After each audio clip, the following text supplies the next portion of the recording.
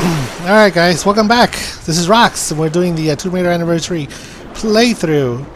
And I just followed these guys after they stole my guns, and we're gonna be, well, gunless right now. So I'm kind of curious to see what's gonna happen.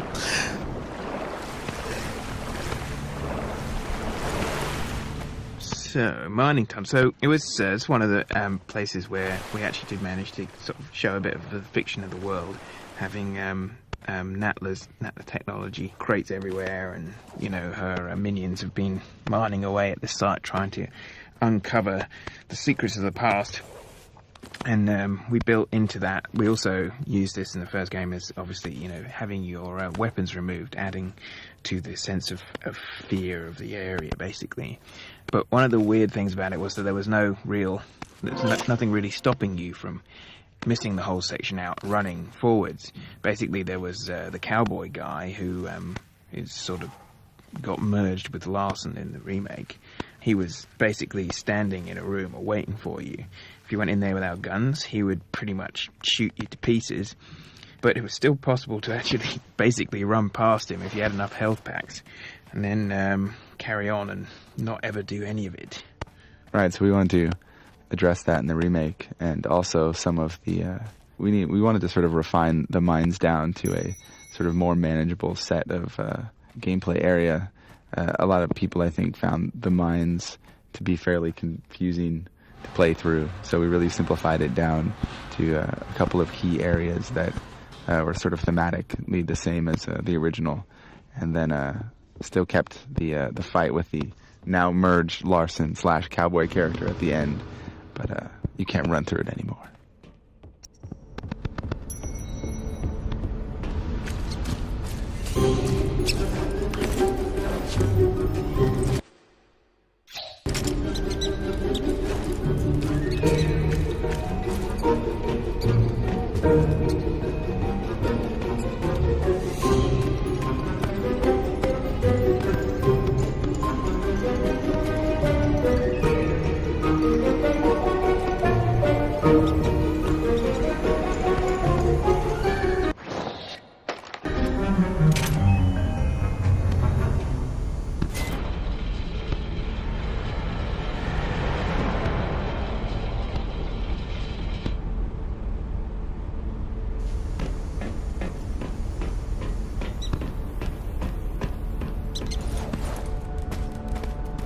So, coming to rework or rewrite the story for Anniversary, basically the goal was not to rewrite it, but to invest it with some kind of emotional depth.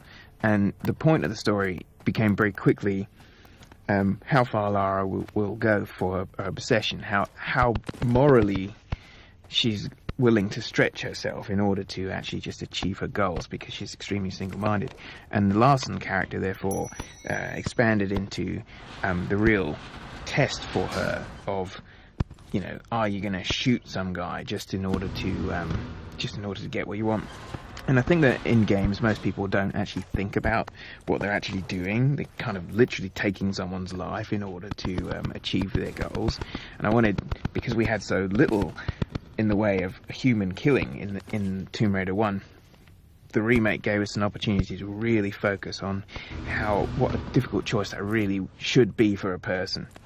And so Larson is a very ambiguous character. He's sort of quite a nice guy, sort of. He's an enemy, but he's helps Lara a little bit on the sly. Obviously likes her a bit. They have a bit of chemistry going, although obviously Lara has no interest really. And it was this point where we wanted to actually really connect the player with the experience of they want to move forward, Lara wants to move forward, and this guy essentially is standing in the way. We basically create the super action. Instead of it being really for gameplay, it's really for an emotional connection of the player with this act that is basically Lara stepping too far over the line, over the moral line, and taking down this guy and feeling bad about him. You know, it's funny because on that aspect of them wanting to show off that moral line of Lara, in the reboot, they also did the same thing. But I remember when I first played this game and I got to that point where she was thinking about it, if she should shoot this guy or she should not. I don't know. I felt like she had it in her the entire time to do it. Way before that scene. Like, I mean, she could kill all these animals and stuff, but like, even with this person, I felt like she was strong enough to make that kind of choice. And I kind of didn't get that feeling that that Toby was talking about, that, you know, that moral dilemma of person killing another person. I don't know, maybe because I'm desynthesized from watching all these other first-person shooters. That could be it, but I don't know. And the remake, that scene where she's fighting with the guy and the guy's pulling the gun towards the bad dude. You have to press down the X button repeatedly and fast, and then you press the trigger to shoot. I don't know, that was very well acted. And I kind of felt it a little bit more in that scene, that, you know, she had to kill in order for her to survive.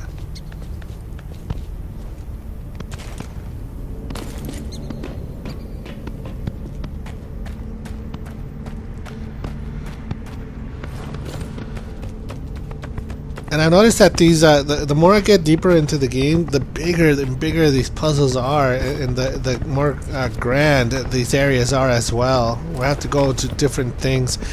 This is actually one of the ones that I kind of find a little annoying. Only because I have to go through all this crap just to leave this spot, and any little mistake will set me back, or I'll have to fall and start all over again.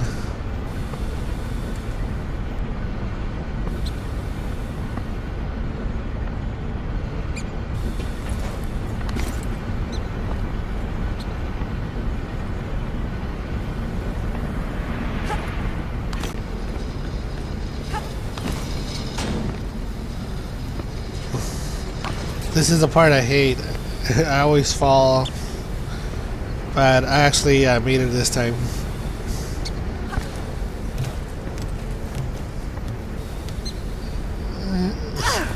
I don't even care that thing is like burning me. Every time I jumped out, I always fall back down, so it's like, screw it, I don't even care. But I hope you guys are having a great day.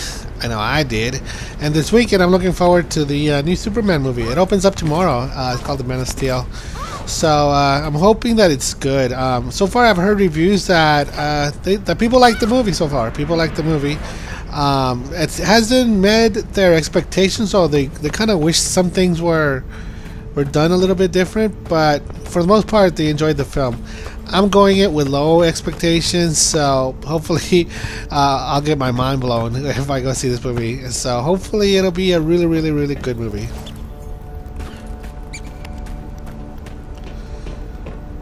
And here is the final piece.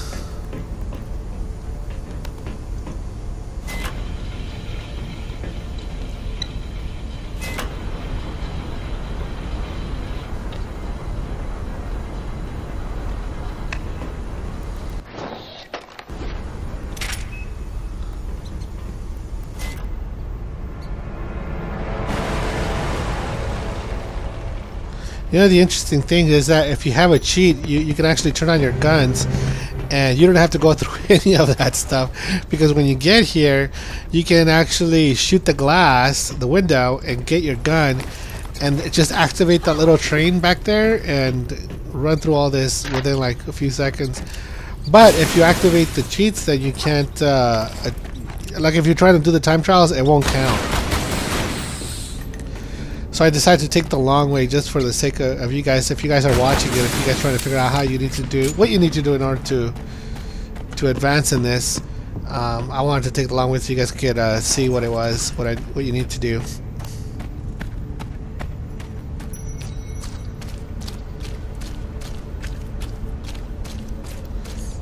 And here's that little thing. That's the glass you needed to break and climb this.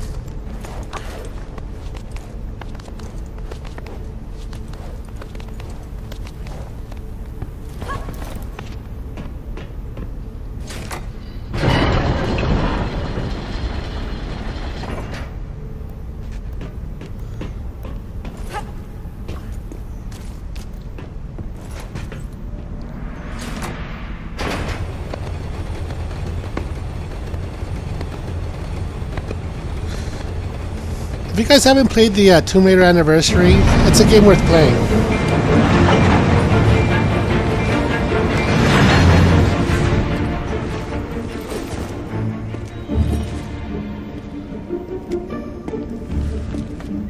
Sorry, darling. This is the end of the line. Just hand it over, Larson. This has nothing to do with you. What's it got to do with you? The ski-on belongs to Natla. Face it, you got no business here. I don't have time for this. Get out of the way or you die. What you gonna do, shoot me? Come on, Lara. I just work here. Now, I know how bad you want this, but I can't let you pass. And we both know you're not gonna kill me for it.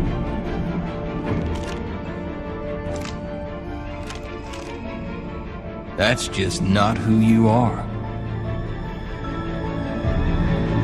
I'm not who you think I am.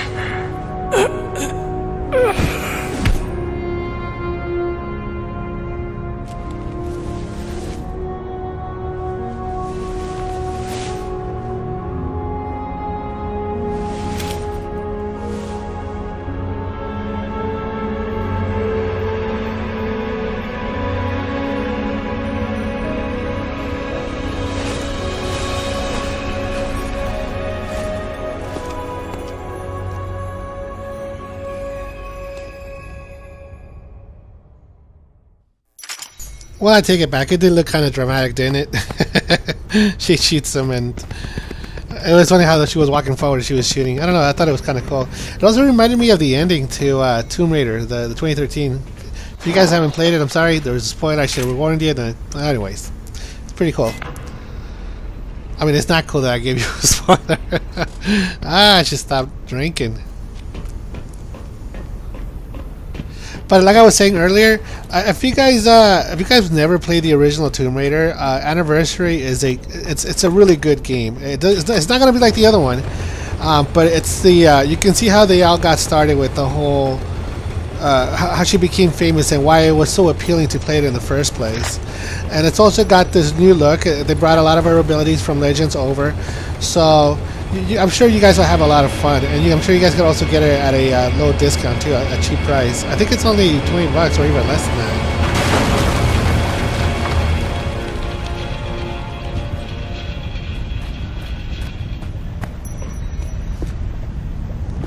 It's been like God, like I would say over a year, or it's been a long time.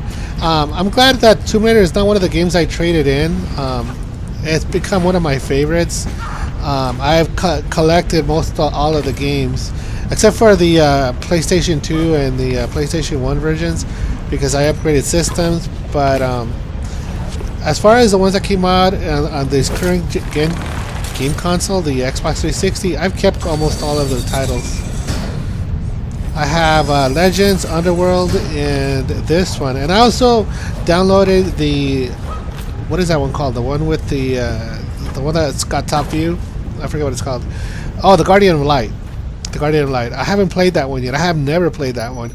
But I did try the demo, and it took me a while to get used to, but I have a friend who says that it's a game worth playing, so I did download it, and soon after I finish this one, I will be playing that one.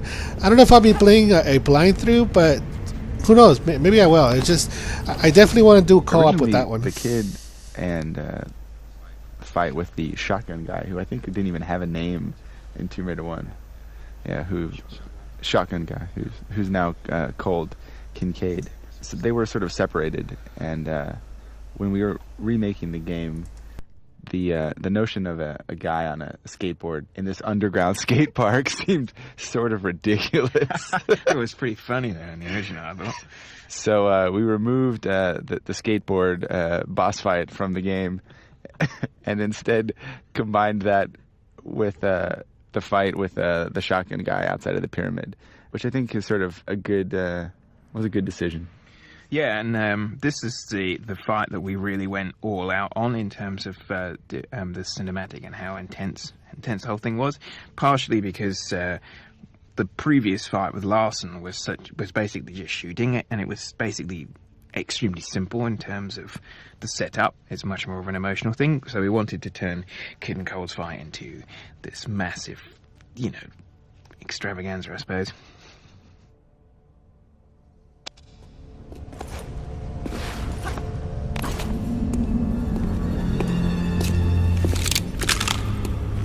I was hoping you'd show up. I want to make you scream. Unless you want to end up like Larson, get out of my way. It's so good, isn't it? Gets even better. You can't explain it to people. They have to feel it.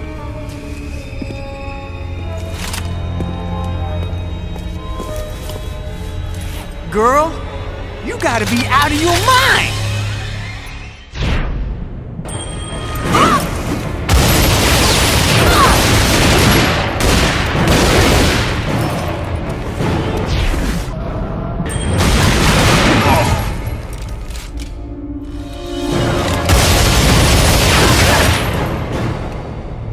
Not so hard now, are you?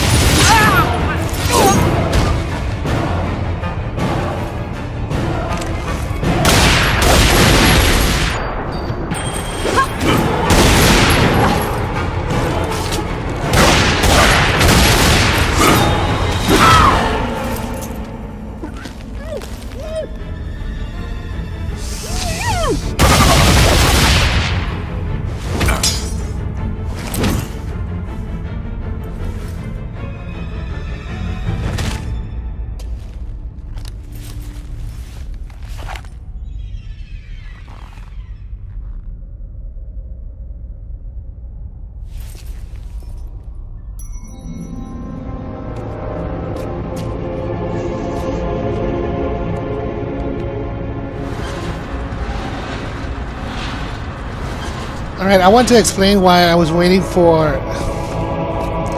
Sorry, the music is just kind of loud. And I don't think it's going to keep going too, so just let me pause for a moment.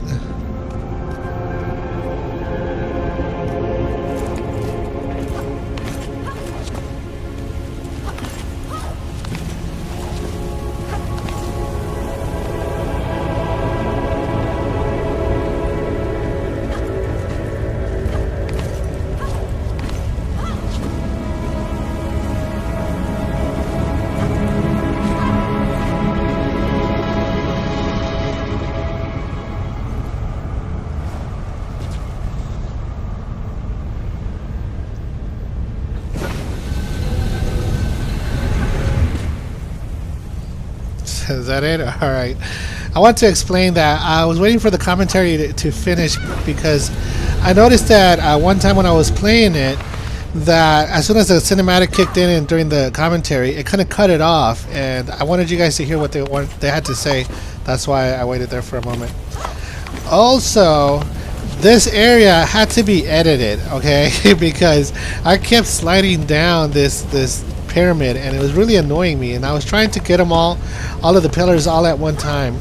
So if you guys will notice that the picture will glitch, but it's only because I'm kind of going through it. You'll see me stepping on the appropriate ones, but at the same time you'll see sometimes that the video will glitch a little, and that's because that's me editing the video. It is possible to get them all at one try, but I couldn't do it. See, there it is. Edited. And I think it's going to happen again.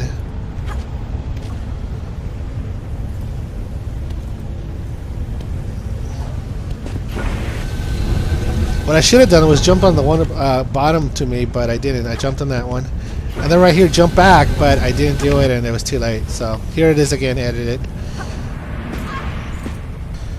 Alright, well, we're at the end of the video, and I'd like to say, you guys, thank you so much again for taking the time to watch my playthrough. Please give me a thumbs up, subscribe, rate, give me a comment, and all that good stuff. And I'll see you guys next time on the next Tomb Raider video.